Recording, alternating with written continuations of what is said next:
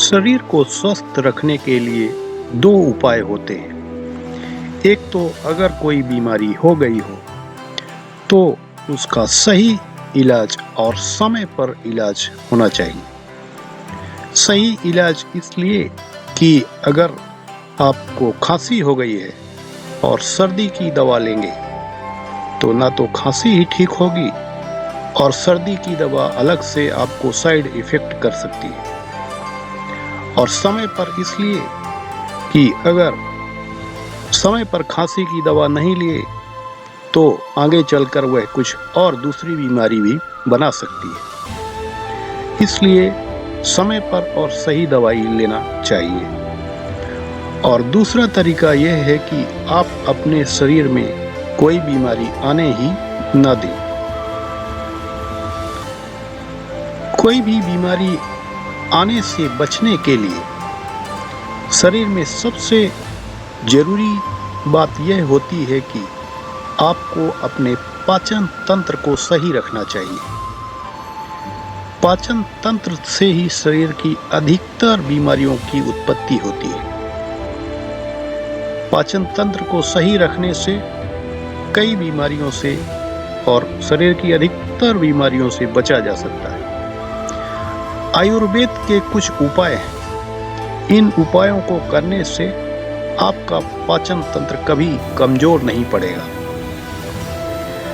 पाचन तंत्र से जुड़ी समस्याएं वर्तमान में बहुत सामान्य सी बात हो गई हैं। हमारी दिनचर्या के कारण हमारा पाचन तंत्र धीरे धीरे कमजोर होने लगता है और फलस्वरूप शरीर में कई बीमारियां जन्म लेने लगती हैं। क्या आपको पता है कि वजन का बढ़ना या अत्यधिक कमजोर हो जाना भी पाचन तंत्र के कमजोर होने के कारण ही होता है? आयुर्वेद में पाचन तंत्र को मजबूत करने के बहुत से तरीके बताए गए हैं, लेकिन इन तरीकों का लाभ उठाने के लिए इनको नियमों के साथ करना बहुत जरूरी होता है। आइए जानते हैं कि इनमें से कुछ नियम किस प्रकार हैं। नंबर 1, मोटे आटे का इस्तेमाल करना। आजकल बाजार में मिलने वाला आटा लगभग मैदा के जैसा होता है। आटे में अच्छी मात्रा में फाइबर पाया जाता है जो कि इसके भूरे रंग के भाग में होता है। आपने घरों में देखा होगा कि आटे को छानकर इस्तेमाल किया जाता है जिसमें से चोकर जैसा भुरभुरा भाग बाहर निकल जाता है। आयुर्वेद के मुताबिक आटा कभी छानकर उपयोग नहीं करना चाहिए। इससे इसके अंदर का फाइबर निकल जाता है। आटे का चोकर वाला भाग आंतों को साफ करने और इसको पाचन तंत्र को मजबूत करने के लिए अत्यधिक उपयोगी होता है।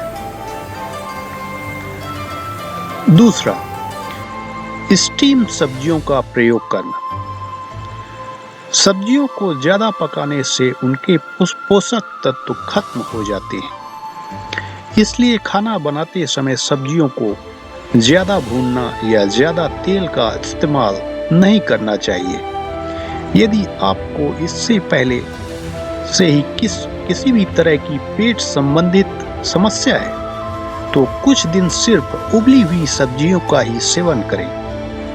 ऐसा करने से आंतों को आराम मिलेगा और भोजन के पोषक तत्व भी शरीर अवशोषित कर पाएगा। नंबर 3, ठंडे पानी से बचें।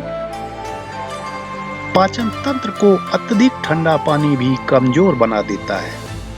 फ्रिज का पानी पेट के लिए अच्छा नहीं होता। आयुर्वेद के नियमों के मुताबिक पानी न ज्यादा गर्म और न ज्यादा ठंडा पीना चाहिए। इससे पेट की नरमी और गर्मी दोनों बनी रहती है। यदि गर्मियों के दिनों में आपको ठंडे पानी की जरूरत पड़े तो मटके का ठंडा पानी पीना उचित होता है। नंबर 4, घी का इस्तेमाल। शुद्ध देसी घी शरीर के लिए बहुत फायदेमंद माना जाता है, लेकिन आयुर्वेद के मुताबिक घी का इस्तेमाल पकाकर करना चाहिए। उदाहरण के लिए दाल में तड़का हमेशा शुद्ध घी में लगाएं, लेकिन दाल पकने के बाद इसमें ऊपर से घी डालकर न खाएं। इससे पाचन तंत्र पर असर पड़ता है। नंबर 5, खाने के फौरन बाद पानी ना पिए। कुछ लोगों की आदत ऐसी होती है, वह भोजन समाप्त करते ही पानी पीने चालू कर देते हैं।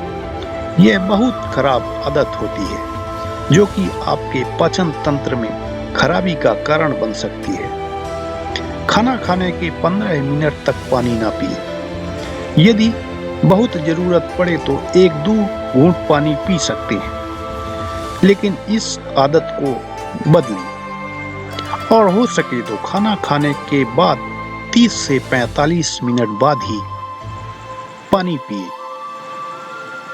इस तरह से इन आयुर्वेद के नियमों का उपाय पालन करने से आपके पाचन तंत्र में कभी भी कमजोरी नहीं पड़ेगी और पाचन तंत्र हमेशा स्वस्थ बना रहेगा, और जिससे कि आपका शरीर सुचारू रूप से चलेगा।